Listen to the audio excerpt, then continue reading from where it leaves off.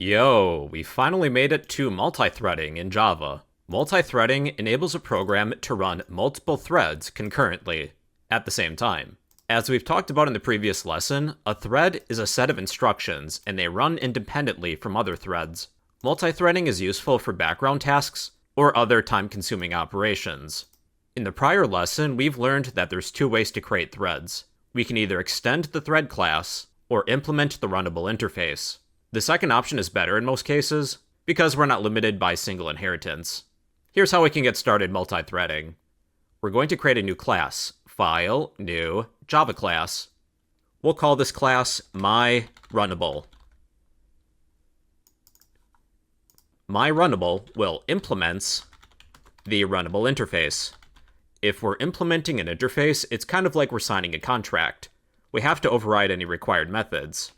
We have to override the run method. Public void run.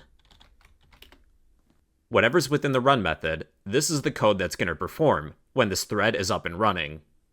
So what would we like to do? Just for a beginner's example, let's count to 5 using a for loop. We'll write a for loop. We will create an index of I. I'll set that equal to be 1 right away. We'll continue as long as I is less than or equal to 5, because we're counting to 5. Then increment I by 1. During each cycle of this for loop, I would like this thread to wait for 1 second before printing whatever I is, whatever the current count is, if we're counting.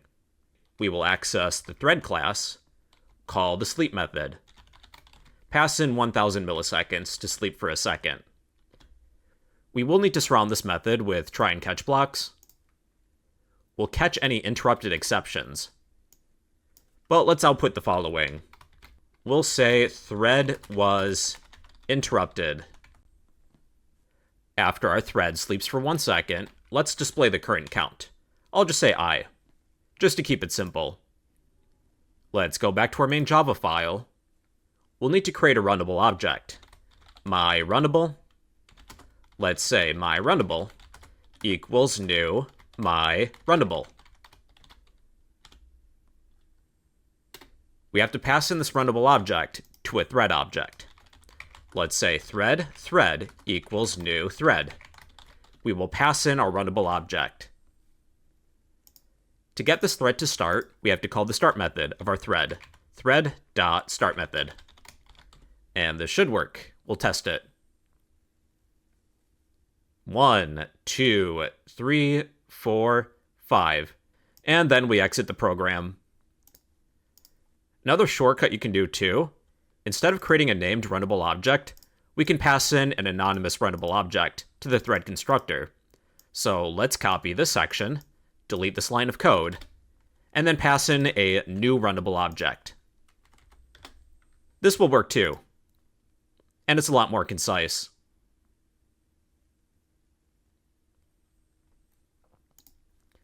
Now, we won't have just one thread, we'll have 2. So let's rename thread as thread1, copy this line of code, paste it, rename the second thread as thread2, thread1.start, and thread2.start. So now we'll have 2 threads running at the same time. They're running concurrently. So they both say 1, 2, 3, 4, 5. We have successfully multi-threaded. You could differentiate these by getting their name. Here's an example. To get each thread's name, we're going to access the thread class, call the current thread method, and then method chain the get name method.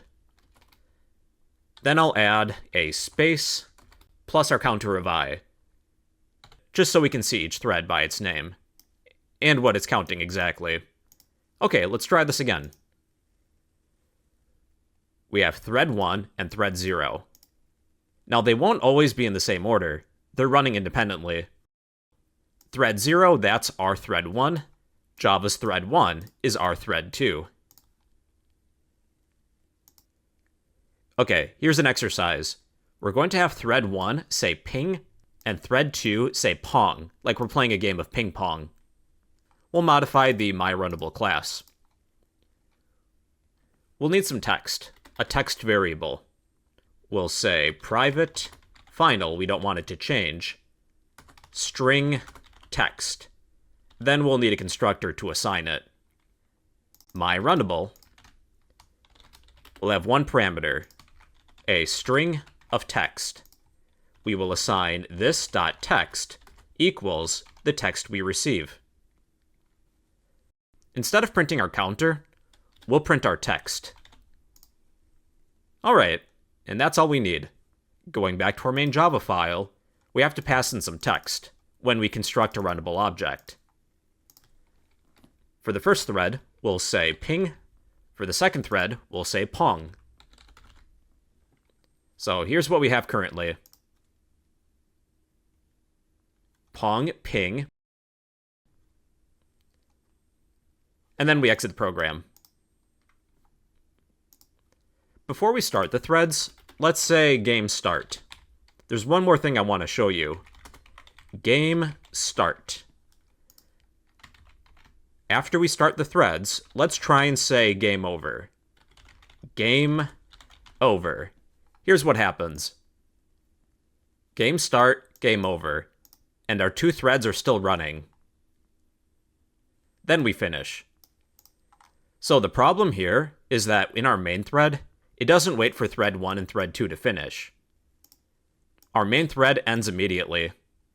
We can have our main thread wait for these threads to finish by calling the join method of each thread.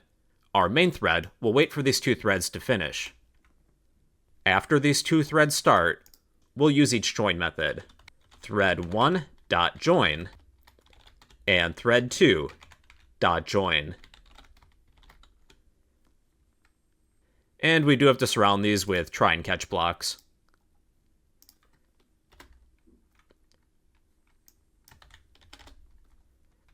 Try thread1.join and thread2.join. If our main thread is interrupted, we'll output main thread was interrupted. Okay, this should work now. Before we display game over, we're going to wait for our two threads to finish. Here's what we got. Game start, and we display ping pong. And we'll do that 5 times, and then display game over.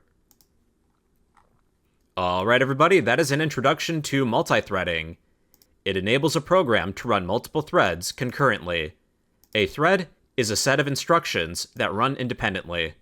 Multithreading is useful for background tasks or other time-consuming operations. And well everybody, that is an introduction to multithreading in Java.